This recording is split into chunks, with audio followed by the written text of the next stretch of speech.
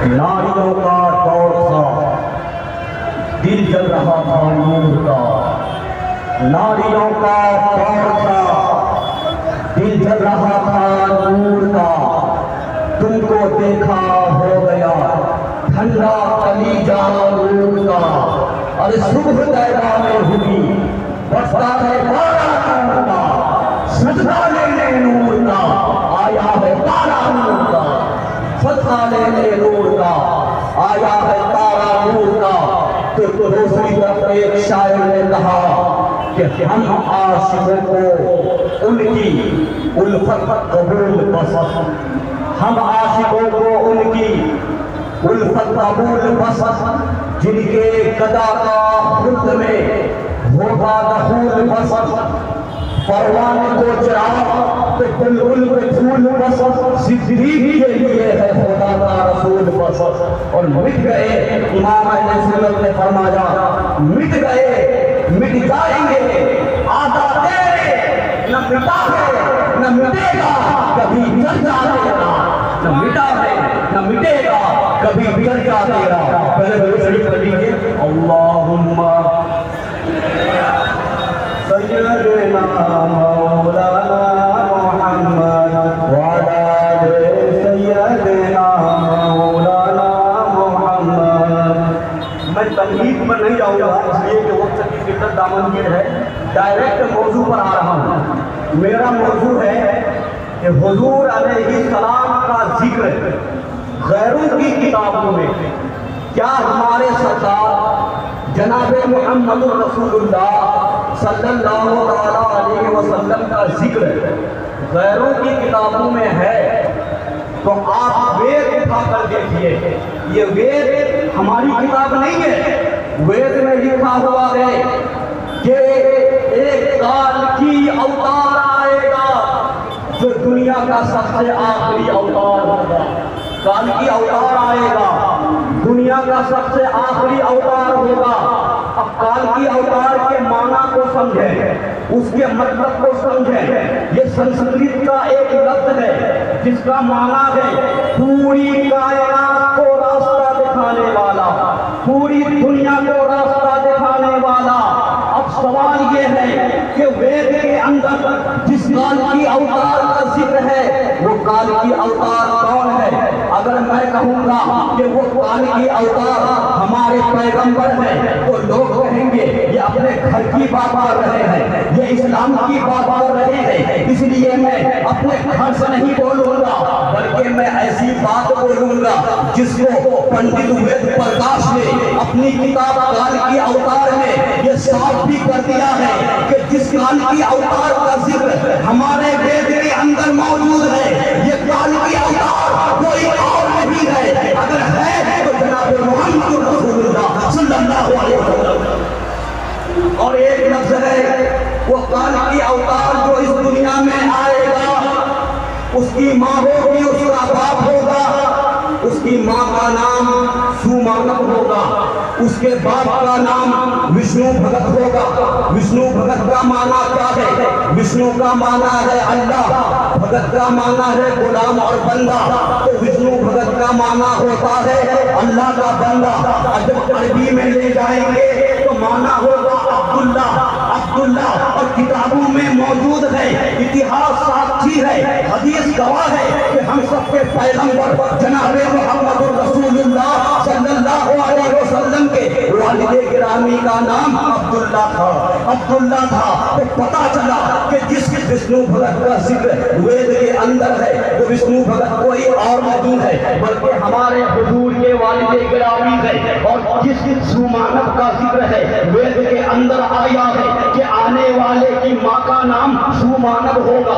ये सुमानव क्या है? सुमानव भी संस्कृत का एक पवित्र शब्द है जिसका माना है अमनो शांति वाली। अब ये अमनो शांति वाली कौन है? तो आप अरबी में देखिए, किताबों में देखिए, इस्लाम की किताबों का मुताला कीजिए तो पता चलेगा कि हुजूर की माँ का नाम आमिना था और आमिना का معنی ہے وہی جو معنی سمانت کا ہے، وہی معنی آمنہ کا ہے۔ اور وید کے اندر یہ بھی ذکر کیا گیا ہے کہ وہ کال کی اوتار جو آئے گا تو اس کو بھگوان ایک گار میں، ایک خو میں، ایک قاصد کے ذریعے پڑھائے گا۔ جب آپ حدیثوں کو دیکھیں گے، قرآن کی تفسیروں کا مطالعہ کریں گے تو پتہ چلے گا کہ غار حرا کے اندر جناب جبریل علیہ السلام آئے تھے اور یہ قاصد بن کر آئے تھے۔ پڑھانے والا خدا ہے اور پڑھنے والا محمد مصطفیٰ ہے۔ اس کے بعد اس وید کے اندر یہ بھی کہا گیا ہے کہ اس کال کی اوتار کو، اس آنے والے کو بھگوان ایک تیز رفتار گھوڑا عطا کرے گا اور اس گھوڑا کے ذریعے سے وہ ساتوں آسمان کا سیر کر آئے گا۔ آپ معراج کے واقعہ کو دیکھیے، رسول چلے گئے براق پر، اس کی تیز رفتاری کیا تھی؟ اگر میں اس موضوع پر بحث کروں تو بات لمبی ہو جائے گی، مگر اتنا تو معلوم ہے کہ حضور علیہ السلام ساتوں آسمان کو کیا عرش معلیٰ تک پہنچ گئے اور عرش معلیٰ سے بھی اوپر لامکہ تک پہنچ گئے۔ اب آئیے یہاں پر یہ سوال پیدا ہوتا ہے کہ حضور کی آمد کی کوئی نشانی موجود تھی؟ حضور کی آمد کی کوئی پہچان موجود تھی؟ تو تاریخ بتاتی ہے، اتہاس ساکشی ہے کہ طب اول ہجری کے 12,000 علماء نے تو مدینہ کی زمین کو سون کر بتا دیا تھا یہ نبی آخر الزمان کی ہجرت گاہ ہے، یہاں پر نبی کو تشریف لانا ہے۔ اب ایک سوال پیدا ہوتا ہے، کیا اس نبی کی آمد کی گواہی کسی نے دی؟ تو تاریخ بتاتی ہے کہ آپ کی آمد کی گواہی دی آدم صفی اللہ نے، آپ کی آمد کی گواہی دی نوح نجی اللہ نے، آپ کی آمد کی گواہی دی موسیٰ کلیم اللہ نے، آپ کی آمد کی گواہی دی عیسیٰ روح اللہ نے، آپ کی آمد کی گواہی دی زکریا نبی اللہ نے، آپ کی آمد کی گواہی دی ابراہیم خلیل اللہ نے، آپ کی آمد کی گواہی دی اسماعیل ذبیح اللہ نے۔ لیکن میں ٹنکے کی چوٹ پر کہتا ہوں، صرف انبیاء نے نہیں، صرف اولیاء نے نہیں، بلکہ کان کھول کر سن لو، حضور کی آمد کی گواہی بھی گوتم بدھ نے بھی دی ہے، گوتم بدھ نے بھی دی ہے۔ اب سوال پیدا ہوتا ہے یہ گوتم بدھ کون ہے؟ گوتم بدھ بدھ دھرم کا ایک پروش مہان ہے، بدھ دھرم کا ایک بھگوان۔ آج بھی بدھ دھرم کے لوگ گوتم بدھ کو بھگوان مانتے ہیں۔ گوتم بدھ کے دربار میں ایک غلام رہتا تھا، زبان سنسکرت میں ہے، سنسکرت کے جملے سب کے پالے نہیں پڑیں گے۔ جب غریب نواز ہندوستان کی دھرتی پر تشریف لائے تو انہوں نے کیا دیکھا؟ یہ قوم ہے جو مٹی کا مجسمہ بنا کر پوجتی ہے اور کہتی ہے یتر نام یستو پوجینتے رمنتے تتر دیوتا، یتر نام یستو پوجینتے رمنتے تتر دیوتا۔ سنسکرت کے جملے ہوتے ہیں مگر غریب نواز نے تلوار کے زور پر اسلام نہیں پھیلایا ہے، اگر پھیلایا ہے تو اخلاق و کردار کے زور پر پھیلایا ہے۔ میں بات یہ کر رہا تھا کہ سنسکرت میں رگ وید و یجر وید و یجر وید پلٹ کر دیکھو، ان کتابوں میں موجود ہے کہ گوتم بدھ کے دربار میں ایک غلام رہتا تھا جس غلام کا نام نندا تھا۔ ایک دن کی بات ہے کہ نندا نے گوتم بدھ سے پوچھا، اے میرے آقا جب آپ دنیا سے چلے جائیں گے تو سنسار کو شکشا کون دے گا، لوگوں کو تعلیم کون دے گا، دنیا کو سمجھائے گا کون؟ تو گوتم بدھ نے جواب دیا، اے میرے پیارے غلام نندا کان کھول کر سنو، اس بھومی پر آنے والا، اس دھرتی پر آنے والا، اس سرزمین پر آنے والا نہ تو میں پہلا بدھ ہوں نہ آخری بدھ ہوں، بلکہ اس دھرتی پر، اس بھومی پر، اس سرزمین پر ایک بدھ اور آئے گا جو سنسار کو شکشا دے گا، جو لوگوں کو تعلیم دے گا، جو دنیا کو سمجھائے گا۔ تو نندا نے گوتم بدھ کے غلام نے پلٹ کر پوچھا، اے میرے آقا، اے میرے آقا ہم اس بدھ کو پہچانیں گے کیسے؟ ان کی پہچان کیا ہوگی؟ ان کی نشانی کیا ہوگی؟ ان کی علامت کیا ہوگی؟ تو گوتم بدھ نے جواب دیا، اے میرے پیارے غلام نندا سنو سنو، اس آنے والے بدھ کا نام میتریا ہوگا، میتریا ہوگا۔ اب یہ میتریا کیا ہے؟ میتریا سنسکرت کا ایک پوتر شبد ہے، سنسکرت کا ایک مقدس لفظ ہے جس کا معنی ہے ہندی میں دیالو، اردو میں مہربان، رحمت والا۔